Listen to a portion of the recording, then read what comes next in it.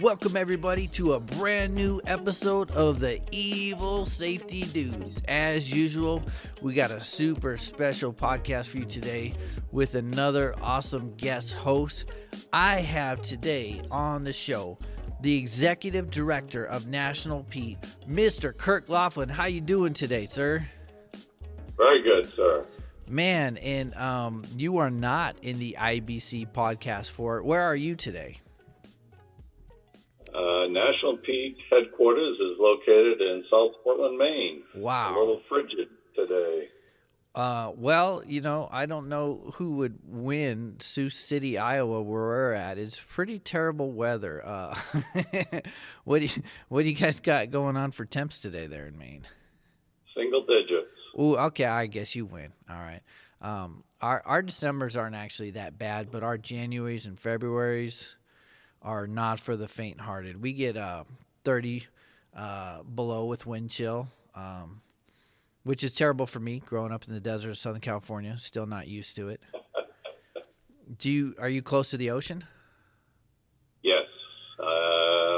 South Portland, part of it is right on the ocean.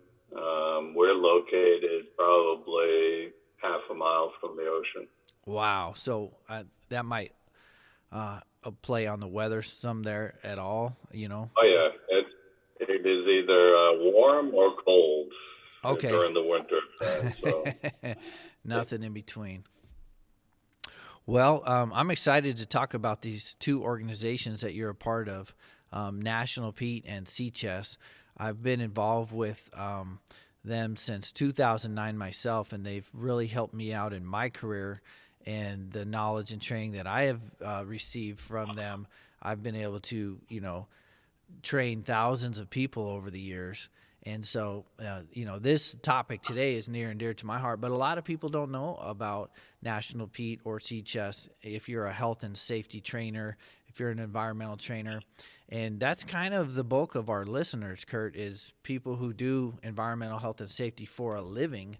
So, it was really important for me to get you on the show and just tell them about this organization that,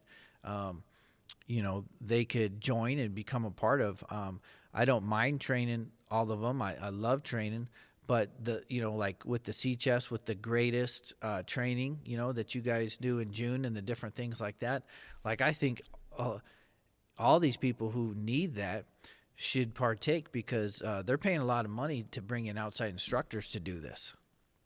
So, yeah, let's start off with Pete. First of all, us professionals, we love acronyms. Why don't you break down Pete? That's PETE, right? Yes.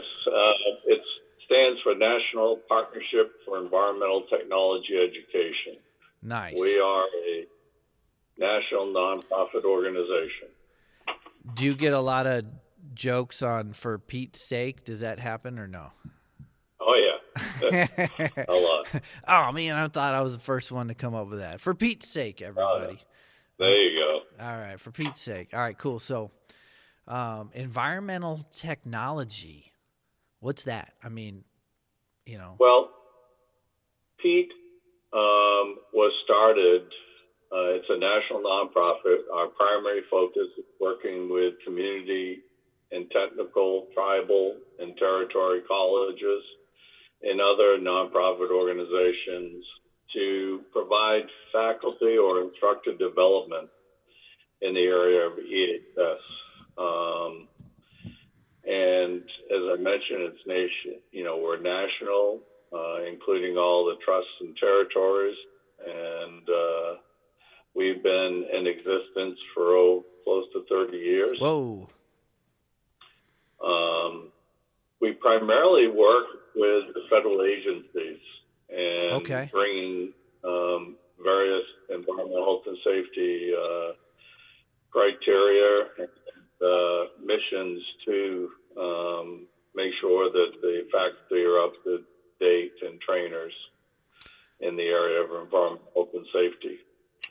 So, is part of that like any grants to help people get training for free or anything like that? Yeah, as I mentioned, we work primarily under with federal grants. Currently, our major granting agency is the National Institute of Environmental Health Sciences, NIEHS. We're Okay. one of 23 grantees. Nice. With that agency, providing environmental health and safety, has waste worker training program, which is the area that you came under. We also have a disaster site worker grant where we train folks who would respond to natural and man-made disasters and helping in disaster site response and cleanup. And we also have a grant that's through the Department of Energy under NIEHS, where we provide health and safety training at 4 of the national DOE nuclear weapons complexes across the country. Wow. So if I was a health and safety trainer out there, could I partake in some of those programs? If I'm listening to this podcast and go, hey, I want some free health and safety training, is that possible, or do you have to belong to a certain organization? How would one get in on some of that? As I mentioned, our primary focus has been tied to community colleges, Okay. but we've expanded to nonprofit organizations and private organizations. The caveat to participating is, as you know, that since we are tied to federal programs and grants, we need to track the training that is provided by folks who participate with us in one of the grant programs. So on an annual basis, quarterly, we request that you submit to us the training that you did during that time, so that we can report that to the federal agencies to show the effectiveness of the training program. So we offer what we call the Greatest, which is a 2-week train the trainer program. And where's that held this year? Currently, that's held in Bettendorf, Iowa, Nice. at Scott Community College. We have a joint venture with the college district there, and they have a great training facility. And we bring people in from all over the country for a 2-week period of time. Yes, I got to partake in that back in 2009, and let me tell you, that was an eye-opening experience. At that point in my safety career, I had felt like I had a pretty decent grasp on OSHA. And I remember day one, all the different instructors were there, and we started with just a couple hours of them just asking us, the new students, on day one questions. And that, as a trainer, was new for me because I'd never had a class start like that. But what it did for me personally was I realized, wow, I don't know anything. I'm just gonna shut up and I'm gonna learn a lot. They started throwing out stuff like, what's RCRA? I'm like, I don't know. I'm a OSHA guy, and man, so it was a great training. That's where I learned how to run self-contained breathing apparatus and all the different levels of hazmat suits and site characterization. And man, that was a good training. Even my confined space knowledge grew a lot. My rope rescue, confined space rescue on knot work. We had some guest speakers and trainers from the fire department and the fire programs, and man, that was just good training. So it's cool that that's still going on. And you guys do that annually, right? Yes. We used to do it in the month of June, but because of the change in our grant cycle, we're going to be offering it for the first time in May of this year. That's probably better. It's by application. And we cover about 80 to 85% of the cost to attend that for a 2-week period of time. We cover travel to and from. We cover the hotel costs for the entire time you're there. We cover the a per diem each day for food, etc. And the reason we say 85% or so, it depends on where you're coming from and the cost of airline prices and things like that. There may be some costs that your organization may have to assume. Right. But we try to cover as much as possible within our grant. And what we ask of the participants that are selected, we only have about 20 to 22 people that we select each year, is that at the completion of the program, and when you go back, and it is, as you said, a very intense 2-week training program where it's about 50% classroom and 50% hands-on. Yeah, that's what I loved. I loved all that hands-on. So, are you guys full already for this one for 2022? The applications just hit the street last week. Oh, and nice. They'll be open until February 28th is the deadline for that. And if anybody's interested, you can go to our website, www.nationalpeat.org. Nice. And you'll find the application it's online, and it's completed online, and they'll be submitted after February 28th. We will review and select the applicants and notify them within about a week and a half after the closing of the application deadline. Nice. How about the disaster site response worker training? Is that did that get a grant again for 2022? Yes. Awesome. Matter of fact, we have a full class that Nice. has been selected the second week of January. We have a cadre of folks going down to our site, which is a joint venture with Indian River State College in Fort Pierce, Florida. Have a complex down there where we will bring people in for a week. Again, we cover similar costs, as I mentioned, for the greatest. And that program, they come in, and it's about, again, 50% hands-on and 50% classroom. Part of that classroom, we offer the 15-hour disaster site worker program from OSHA. And then it's 3 days of intense hands-on exercises out on the site of what you might experience in a disaster site. They have a complex down there of buildings, and it's like a little mini village. Yeah, and we set up is scenarios. Amazing. That facility, is it called the National Preparedness Institute? Is that the one? Yes. That National place Preparedness is like I always say it's like Disney workers for rescuers, for EMS, for disaster responders, fire, Exactly. police. I mean, that place is so amazing. If you're super interested in that world, like just going to the National Preparedness Institute is just a super treat. Now, I got to partake in that, and I remember trying to find it, and the first thing I saw was a real airplane in a real lake. And I was like, oh my goodness, I'm really getting into something cool here.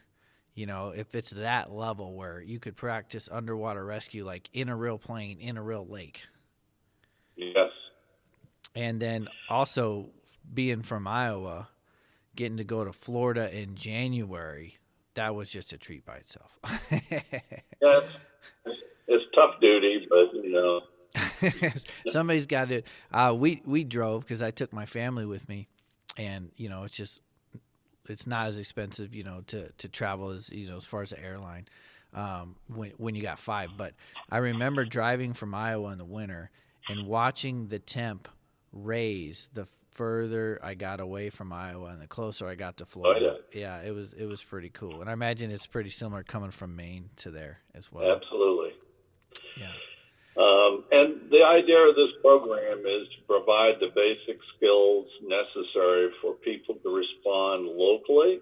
Okay. In the case of National Peat, should there be a nationally declared disaster and our funding agency, the National Institute of Environmental Sciences, should they be brought in as a federal agency, they can then call upon us to try to identify trainers to go and deploy to a disaster and provide both training, whether it's in a particular area, or assist in the response.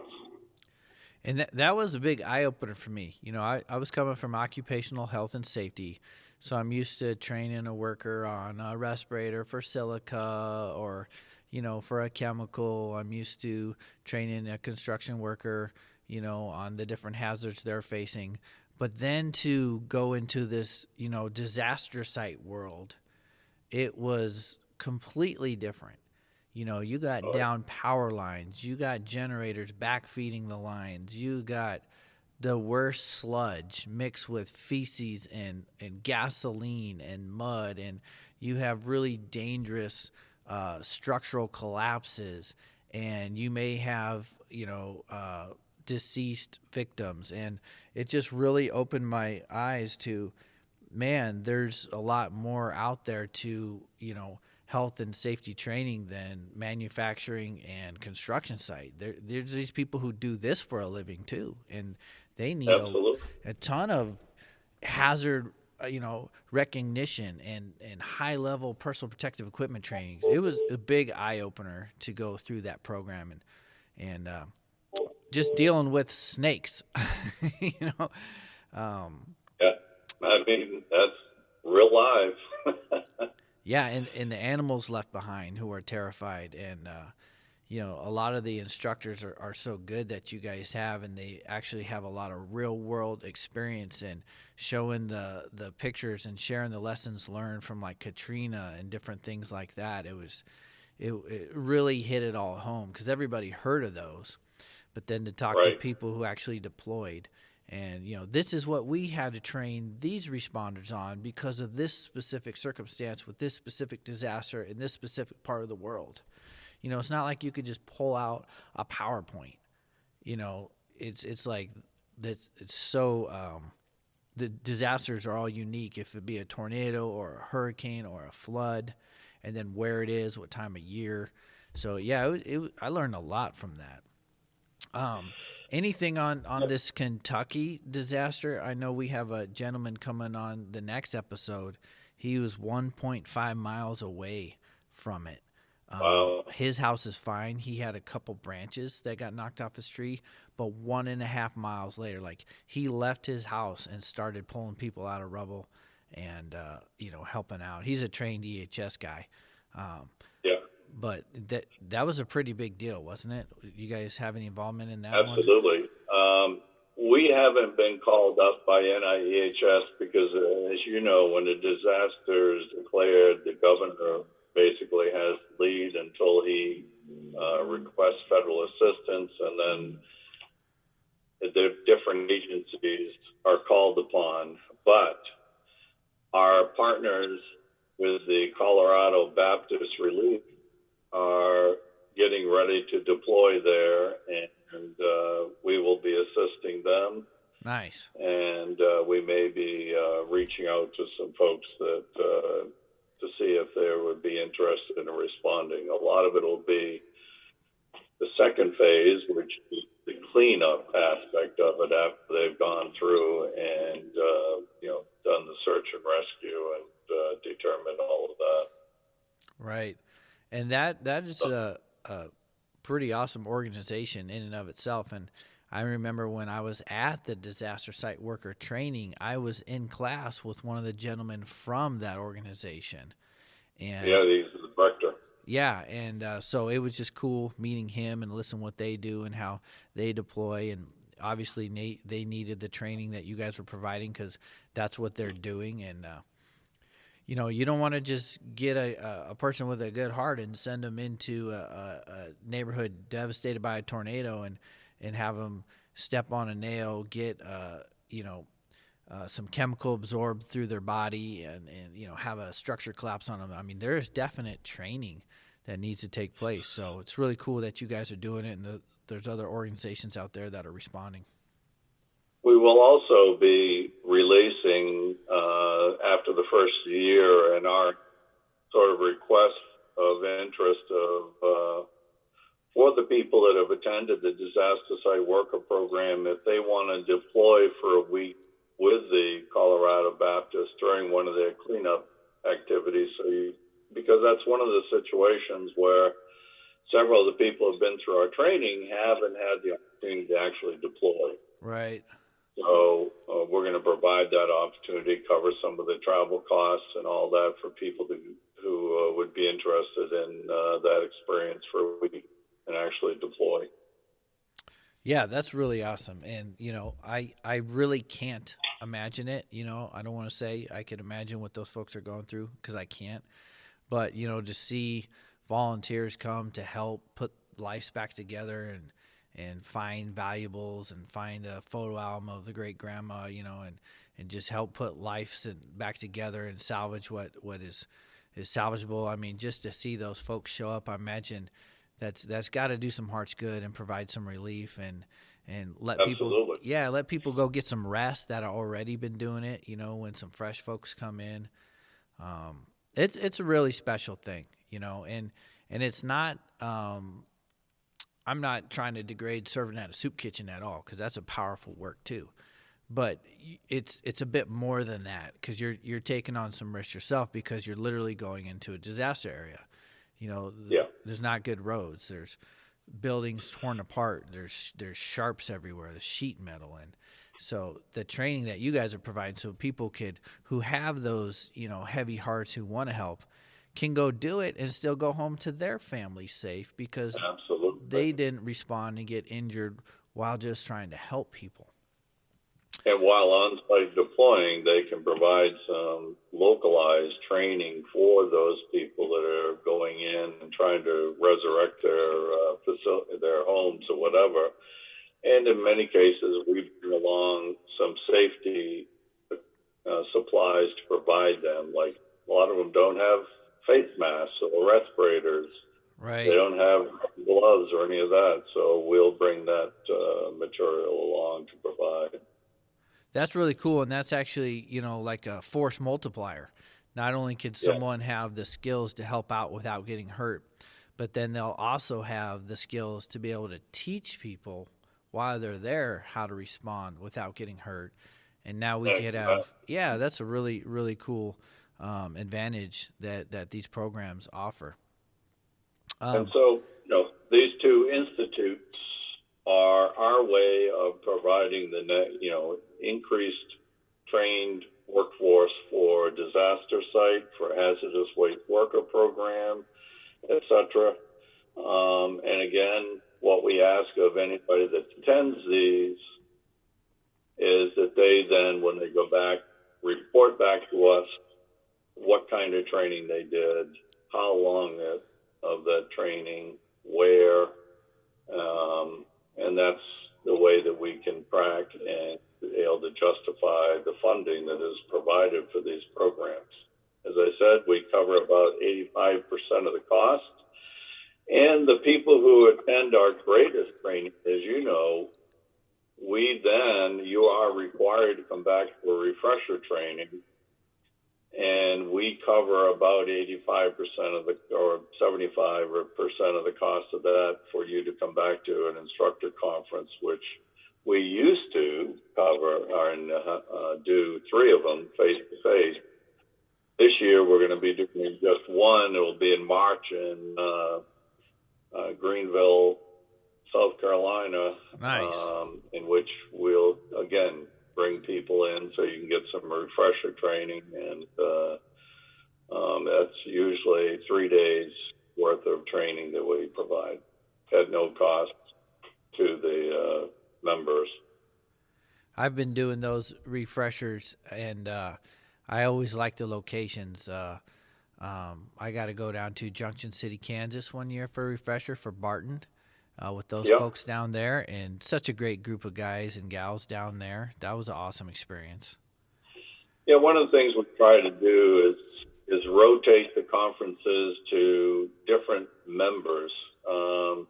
And again, when we say members, that falls under what we've created as Community College Consortium for Health and Safety. Okay, that's a good segue because I wanted to ask about that, and so that would be the CHES one, right? Correct.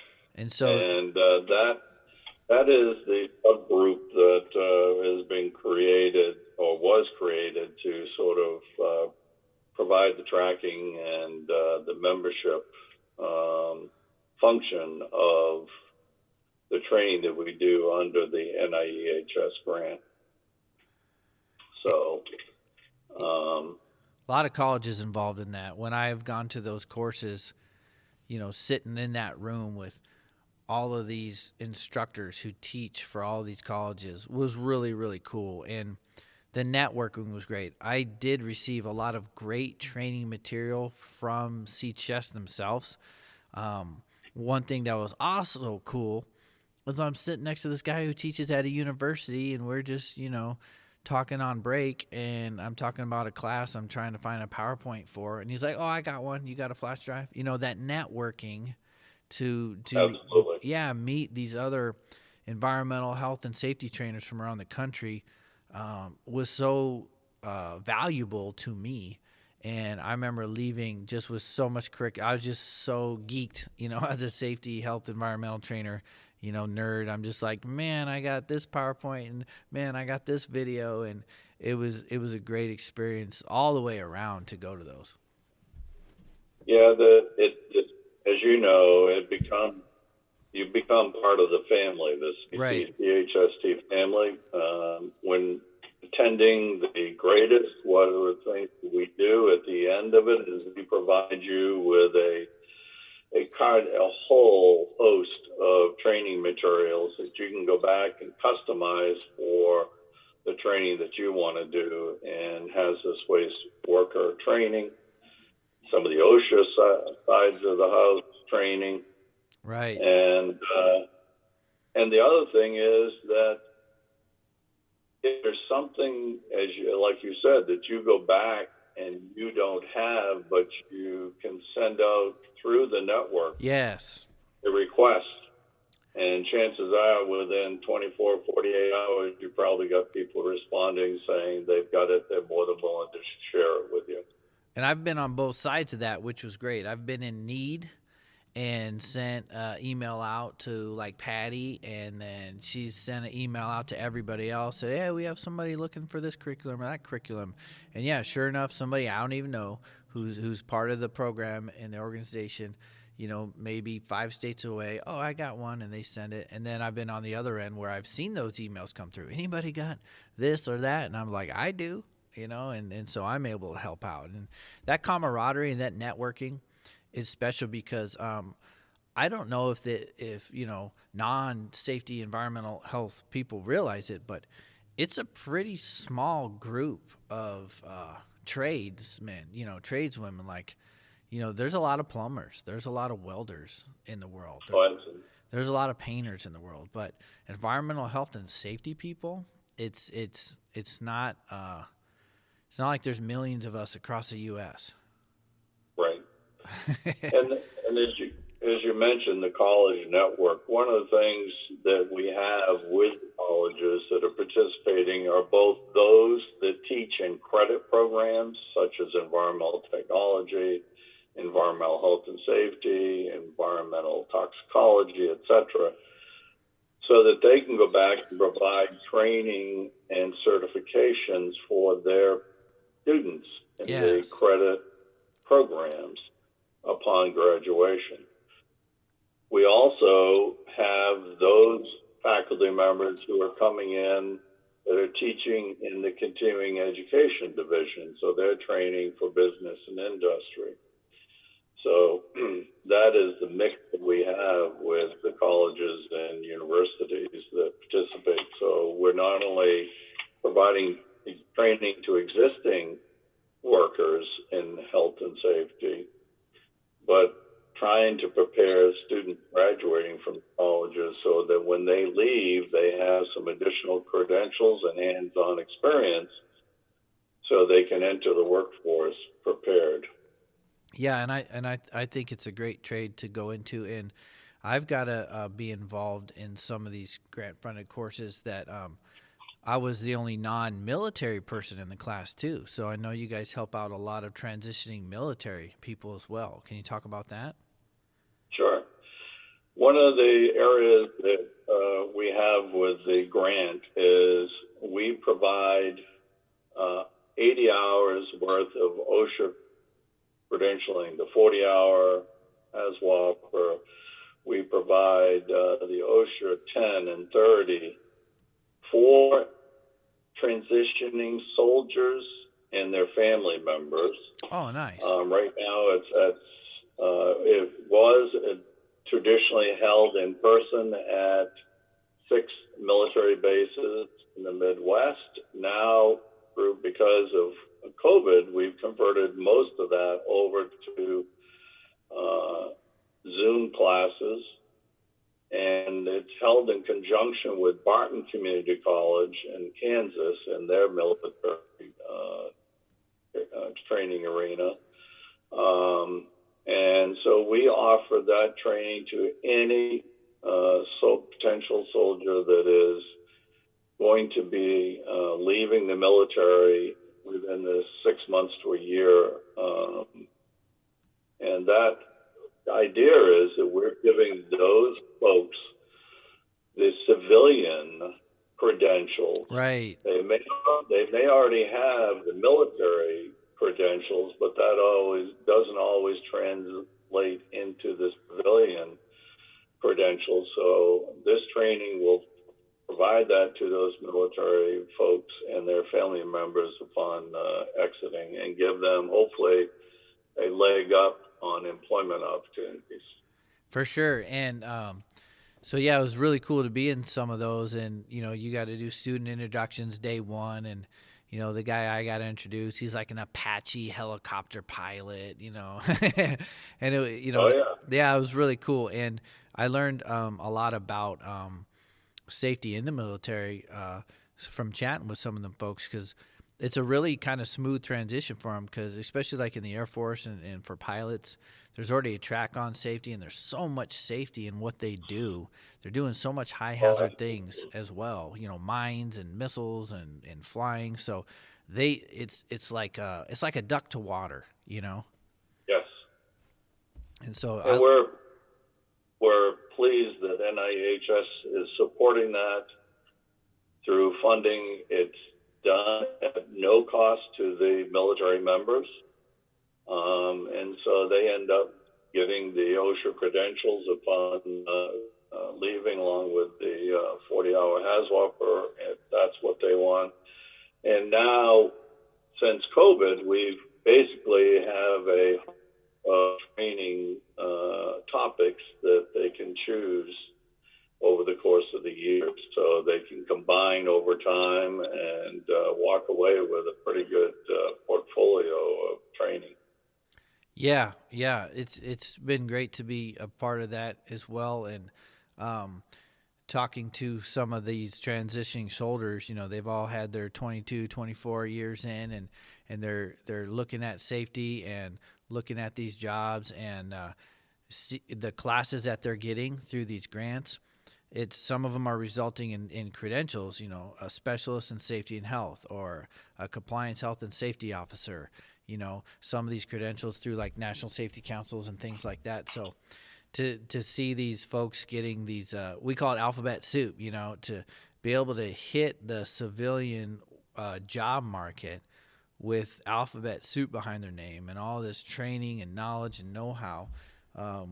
I just think it's a really, really cool program, helping soldiers who have sacrificed so much to serve our country.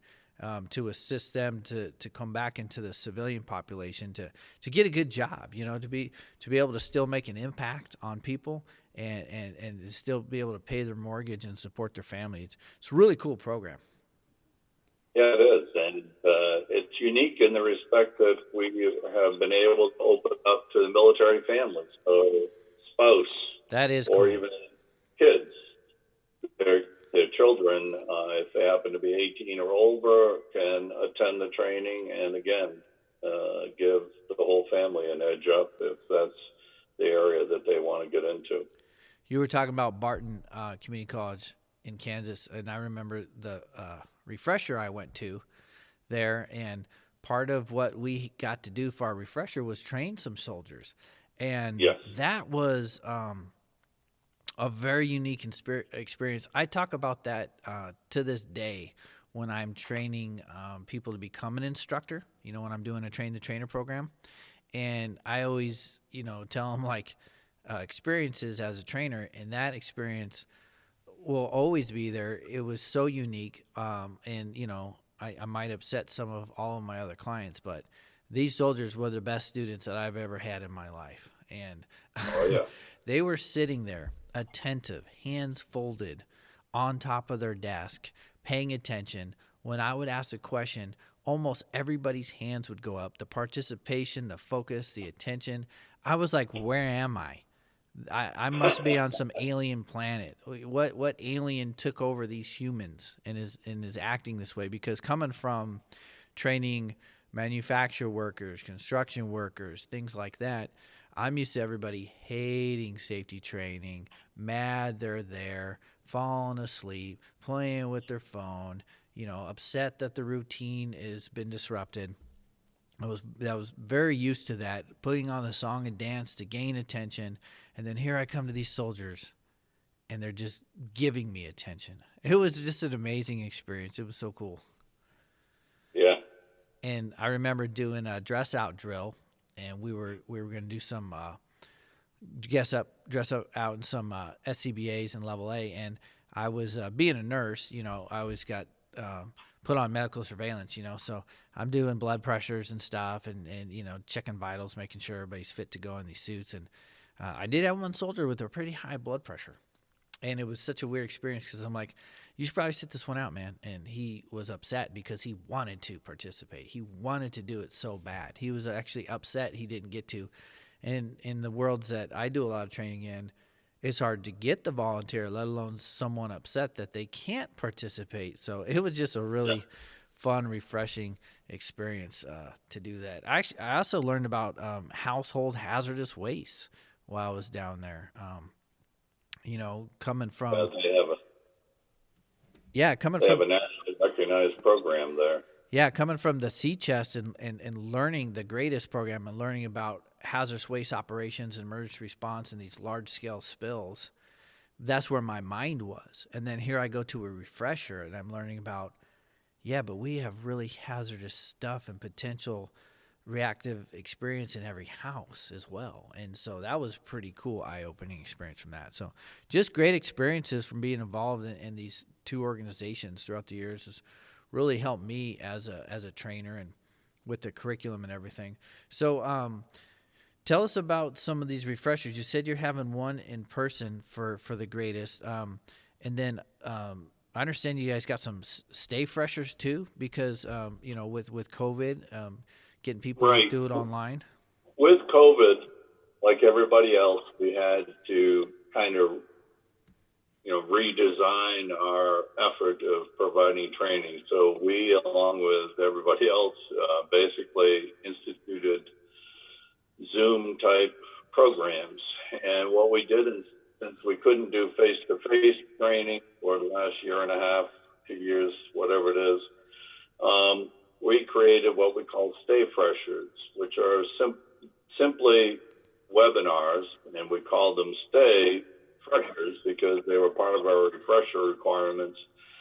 But we would do webinars monthly, and they range anywhere from 2.5 hours in length and covering all subject areas around EHS.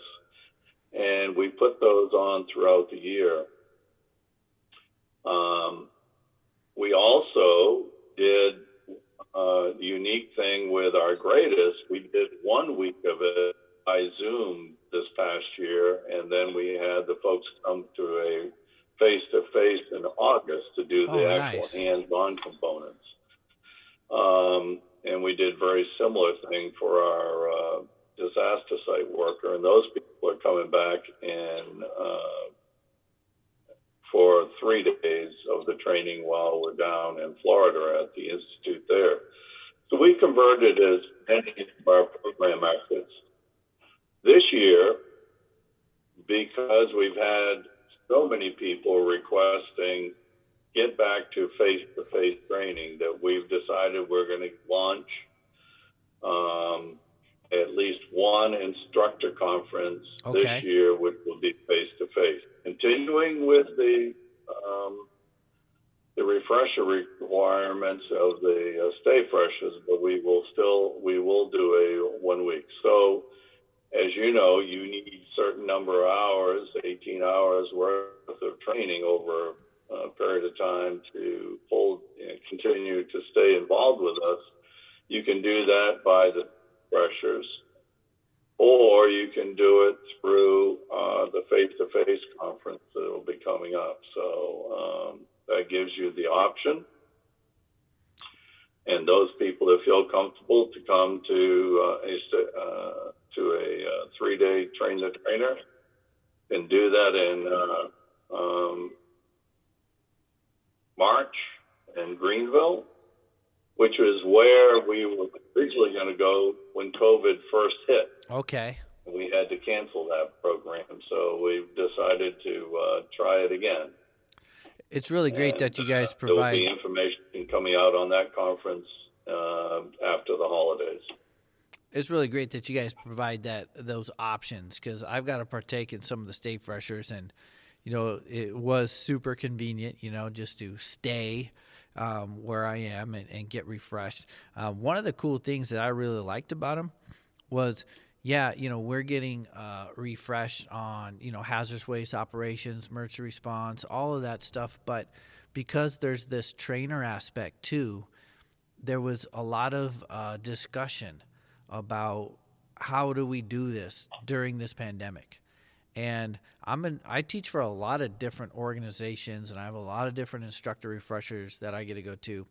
But these groups, Pete and CHS, were the only ones that were helping me out with how do I continue to do this in the midst of this pandemic safely but still effectively. So I really enjoyed all those discussions, hearing from other trainers.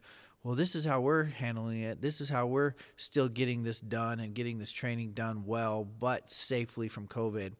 And so that was really valuable for me as well as a trainer, besides just refreshing on HAZWOPER things as well. Absolutely. And that was a huge request that we had. A lot of our members were like, well, how are we going to do hands-on? Right. A good amount of the training in EHS and hazardous waste is hands-on training. Right.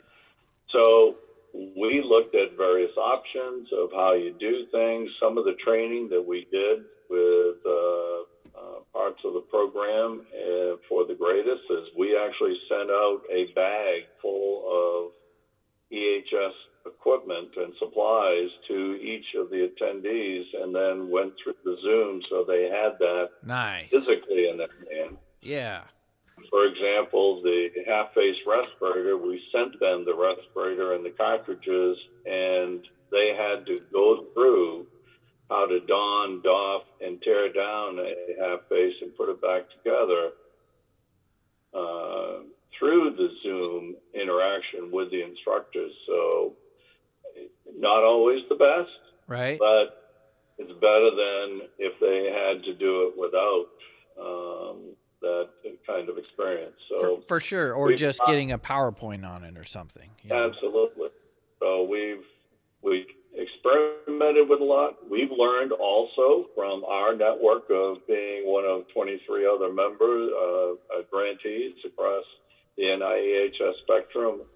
all of us have kind of shared what's worked, what hasn't worked, and we try to share that with our instructor network. Yeah, yeah, and it's been helpful, learning from everybody else that's doing it, the tricks of the trade, not having to make mistakes somebody else made because they share that as well, the successes and the things that weren't successful. Absolutely. Yeah, networking is a big part of it, and I try to network locally, with just keeping, maybe monthly meetings or just have a monthly email chain for just local EHS people. But what you guys are doing with it nationally is really great because it's just more and more experience, and it's not just continental United States. Sometimes I'm in these classes with folks from Hawaii and Puerto Rico and from all over as well.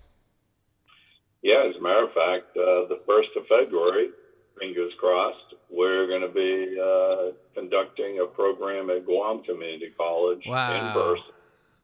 Wow. We're going to be providing an OSHA 10 and an industrial hygiene course for folks at the college there, folks in Saipan and other locations of the islands. They will be participating via Zoom while we're there actually at the college conducting. And part of it is to train the folks there at Guam Community College who will hopefully pick up the reins and keep this training moving. This will be our 3rd trip there, Nice. providing technical assistance and training. Yeah, that's really cool, and just a different, experience level too from different, Guam and Puerto Rico and Hawaii and islands and hurricanes and earthquakes, and having those people in those areas as a part of it and having their expertise now added to it is really great because it just takes everything to the next level. Yeah, and they are very appreciative because unfortunately their location, they don't get a lot of the opportunities that folks stateside do. Right. Yeah, I could see that. So, is there any other organizations that you're involved in? I know we've talked about C-Chest and Pete, but anything else you want to talk about as far as different organizations you think EHS health professionals should be aware of out there that may not be aware of? Yeah, I also serve as the executive director for the National Environmental Safety and Health Training Association. That's a membership organization of business and industry EHS professionals. And again, they've joined forces with Pete, and so many times you will have members of that organization that attend. And this is a network of EHS professionals in business and industry.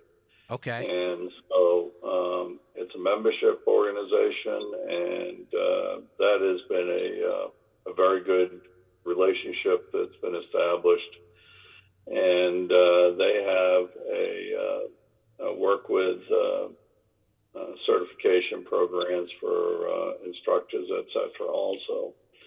And then the other program that we have been affiliated with since our inception is with the Advanced Technology, Environment, and Energy Center, which is located as part of the Eastern Iowa Community College. That's a National Science Foundation Advanced Technological Education component. And that grant is a grant under National Science Foundation that provides instructor for instructors at community, technical, and tribal and territory colleges, specifically in curriculum development, program development, and enhancement, whether credit or non-credit at community colleges. I serve as the co-principal investigator on that grant, so Pete is tied to that program. And they just received a new $7.5 million grant from NSF to launch what they call the Earth grant, or Earth component. And that's going to be working to bring together community college faculty members that are teaching everything from environmental, natural resources, sustainability, climate change, renewable energy into a working group and they will provide both materials for educating potential students entering those areas of environmental health and safety careers, and also to provide program development and faculty development for those. And we'll be working together with our programs to bridge that. And it's going to be an exciting program. That'll be launching after the first of the year also. That sounds awesome. Have you seen in the past, I don't know, 5 to 10 years, an increase in interest in environmental studies because of seems to be a lot more just talk about it in today, in schools and on news, environmental. Do you see an increase in interest in those fields? Yeah, absolutely. And it's kind of ironic. There was a period the past 5 years or so, there was a decline in some of the programs, but it's probably right now, I think they're saying about a 10 to 15% resurgence of programs at community technical colleges. And so we're pleased to see that. And they're especially dealing, with climate change and sustainability, renewable energy. That's kind of reinvigorating people to look at getting into those careers, and it's an expanding career field and a great opportunity for a lot of folks. Yeah, I just looking around at the landscape, in Iowa. We're a huge producer of wind energy. I was just driving across the state this weekend.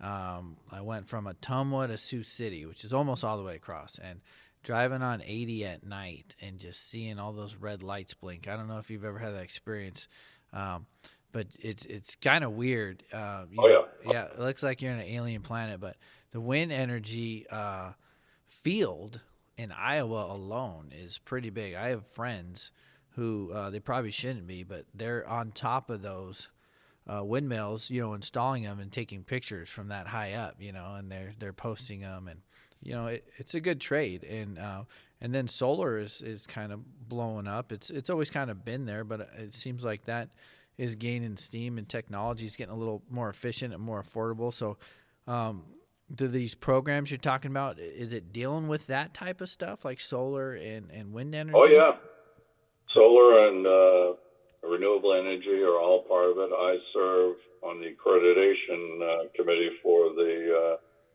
IREC, which is a national organization of renewable energy, and they've set up credentialing, et cetera, for solar installers. Nice. So that has seen a major increase in the last couple of years as more and more states are increasing incentives for renewable energy use by not only business and industry, but homeowners. I have some those friends who do the installs on the wind turbines. They have very specialized training in fall protection. Absolutely. Yeah, and the equipment, it's different from construction and manufacturer and from a maintenance guy. We're training them on harnesses and lanyards and connectors and identifying anchor points. These guys are up there, having to do controlled descents and run all kinds of different equipment, and there's a lot of specialty to it, and I think it's awesome. And I always love all that type of gear, and listen to some of my buddies talk about it. It's pretty cool, and it's always like show and tell. Show me your controlled descent and self-rescue gear. How do you do it? Very specialty. Absolutely, and there's a health and safety component to any of the areas, whether it's solar, wind, and when you're up on a roof, yeah, and working with the panels, etc. It's one thing when you see the solar panels on the ground and you're walking around it, but then you got to install them on a roof and moving around and dealing with batteries and storage. And so there's a health and safety component to each of these, along with the environmental component. For sure. Now, you mentioned two other organizations. Let's reverse. Did they have acronym names like CHES and Pete does? Oh, everybody has an acronym. What were those? We're also, one of the unique things about our National Pete is we're also an affiliated council of the American Association of Community Colleges, which is the national association that represents all 1,159 community technical colleges throughout the country. And we serve on their Workforce and Economic Development Commission. And what that does is it brings us to the table with all the presidents of the community technical colleges across the country. So we get a pulse and can provide input and recommendations, et cetera, in this area for community colleges to get involved. That sounds awesome, because you could help them out with programs that they want to do when they're looking at some of the environmental and safety stuff as well. What I'm hearing from a lot of trade schools, community college, is just they need more tradesmen, and there's lack of what I'm hearing from the companies is, we need more HVAC installers, we need more plumbers, we need more tradesmen, and I imagine the environmental health and safety world, it's the same thing. It's a specialized trade, and it's not always something you could just walk off the street and do, and you need some specialized training. So being involved in these community colleges that are providing that and being able to system, that's great to help get more of those folks out there to do that type of work, because those industries are picking up. Absolutely. And, for some people that want to try a different, industry, different trade, and already have some of those electrical skills, those fall protection skills from being in a roofer or being on a construction, or just carrying a sheet of plywood on a roof and knowing that the wind could blow you off. A lot of those skills translates to installing solar panels and things like that. Absolutely. Yeah. And some of that is transferable on that knowledge. Now, the one group you were mentioning, the first one, when I asked about the second groups, they help trainers become better at training. Is that what I understood you say? Yeah, the NESHTA, National Environmental Safety and Health Training Association. It's a way for EHS and trainers that are involved in business and industry to kind of share and network with each other, and it's been around since 1977. Matter of fact, I was one of the original members that helped launch that organization. I hate to say it because it did. Did they have their own trainer credential? Do I remember, like a certification? Well, they did have what's called the CET, but that was transferred to another organization for professional development aspect. We now, though, have created a separate recognition program through the NESHTA program. So with education and experience, you become a part of that network. Nice. The other thing that we do for especially private trainers, et cetera, is we have a separate insurance. Oh, wow. That professional part of membership? Field, that if they're doing consulting and other kinds of work, they can get professional liability insurance at a discount through the organization. You have to be a member, but it's a way for you to get some of that insurance that, as you know, can be pretty expensive in certain applications. Yeah, and it's very important to have that. Us environmental health safety trainers, we're training people to do high level stuff: permit required confined space rescue, clean up hazard chemicals.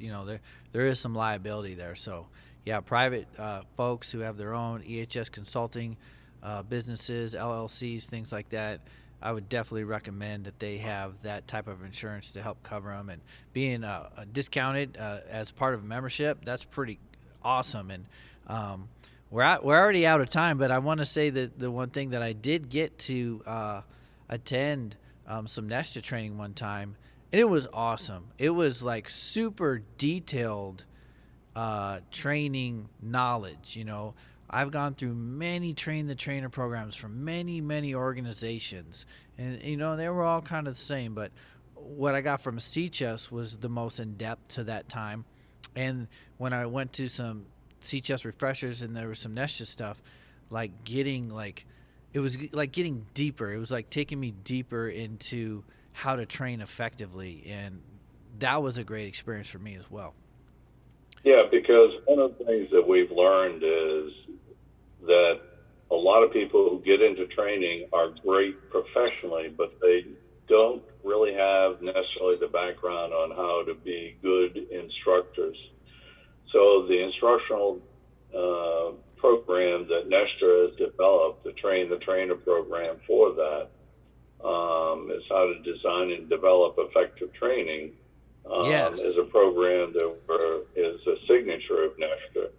Yes. And in January, we will be launching a new program, which is going to have about 5 components, all online, for designing and developing effective training and qualified trainers. And I recommend all environmental health and safety trainers to get that. It is just taking you deeper and breaking things down and making things make sense, and just really hitting home the importance of relevant and pertinent, and how to design curriculum to meet the exact needs of what you're training on. It's a great program. Well, Mr. Kirk, I thank you for your time. Believe it or not, it's been an hour already, and I believe. Yeah, I thank you for coming on the show and talking about those great organizations. And just again, I encourage all environmental health and safety trainers out there, get involved with these groups and become part of the communities, and grow and assist with the knowledge that you have, because we need your knowledge as well. So for Mr. Kirk Laflin, I'm Aaron Nicino. Together today, we were the evil health and safety environmental dudes. Until next time, everybody, stay safe.